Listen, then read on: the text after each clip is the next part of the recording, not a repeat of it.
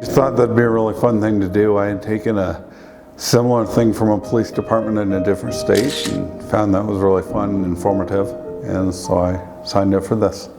You don't have to have a background in law enforcement, because I certainly didn't, but just come in with an open mind. The victim services and the civil and the DA and the bomb squad and SWAT and the dogs, and everyone was really thorough.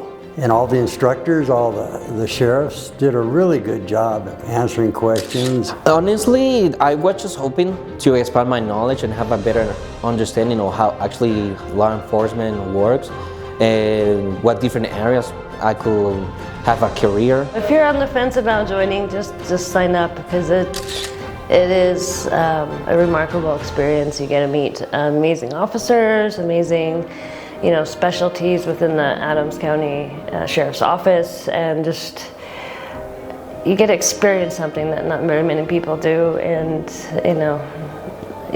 you won't regret it.